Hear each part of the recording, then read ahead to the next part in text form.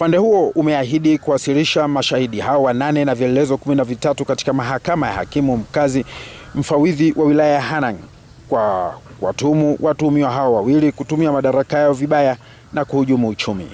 Maafisa hao wanaotuhumiwa ni Eric Mbea na afisa mteule Edgias Sweetbat Kashaga ambaye kwa sasa amehamishiwa halmashauri ya wilaya ya Chalinze mkoani Pwani. Upande wa jamhuri ukiongozwa na Bwana Daudi Kingazi, afisa TAKUKURU, umeeleza kujizatiti kuhakikisha shauri hilo kupitia kwa mashahidi hao 8 na vielelezo hivyo ndivyo vitakavyoamua mustakabali wa shauri hilo. Upande wa jamhuri ukiongozwa na Daudi Kingazi ambaye ni mwendesha mashtaka wa TAKUKURU ameambia mahakama hiyo wakati akisoma hoja za awali kwa mara ya pili mbele ya hakimu mkazi mfawidhi Mheshimiwa Arnold Kileo katika shauri hilo lilofunguliwa na TAKUKURU. Akisoma hoja hizo, mwendesha mashtaka Kingazi amesema watuhumiwa hao wote kwa pamoja wanaotuhumiwa kuwa kati ya Julai 2016 hadi Disemba 2017 wakati wanatekeleza majukumu yao kwa njia ya udanganyifu walikamilisha kusajili na kutoa hati ya kumiliki kiwanja namba 21 Kitalu C kilichopo mamlaka ya mji wa Kateshi yalipo makao makuu ya halmashauri ya wilaya ya Hanang. Anaeleza walitoa hati ya kiwanja namba 21 kinyume na kifungu cha 187 moja na D katika kifungu cha sheria ya ardhi namba 113. Akifafanua, Kingazi katika shauri hilo lenye namba 7891 la mwaka 2026 amesema maafisa hao wametoa umiliki wa kutoka kwa Bwana Hamisi Simai kwenda kwa Boniface Simai ambao wote ni familia maarufu na miongoni mwa waanzilishi wa mji wa Kateshi waliokuwa na mgogoro wa kifamilia. Hata hivyo, maafisa hao wote wawili wamekana shauri hilo.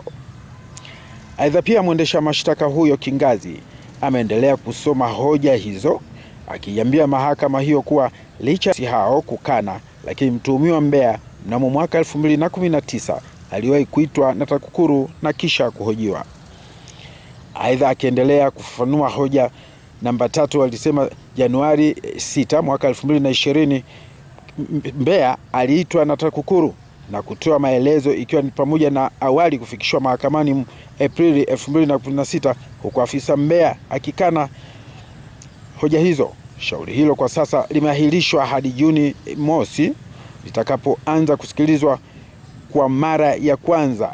Mshtakiwa Mbea ameiomba mahakama hiyo kusikilizwa shauri hilo mfululizo kwa kuwa mtuhumiwa mwenzake ambaye ni afisa mteule Kashaga anatokea halmashauri ya wilaya ya Chalinze alikohamishiwa pamoja na wakili wake Baraka Mkami wanaotokea mbali ili kupunguza gharama za shauri hilo. Ndipo hakimu Kileo alipokubali ombi la watuhumiwa hao kuwa litaanza kusikilizwa siku 2 mfululizo kuanzia Juni mosi na Juni 2 mwaka huu na kuahirisha shauri hilo huku watuhumiwa wakiendelea nje kwa dhamana. Maafisa hao wawili walifikishwa kizimbani kwa mara ya kwanza Aprili 14 mwaka 2026. Hii ni Mdudu Online TV. Subscribe, share linki kwa watazamaji. Hatimaye mwaka 2025 umepita na mwaka huu sisi Azmorain Hotel and Garden hapa mjini Babati mkoani Manyara tunaendelea kukuhakikishia kukupa wewe mteja wetu huduma za malazi, chakula bora, vinywaji mbalimbali, nyama choma pamoja na ukumbi wa sherehe. Karibuni sana.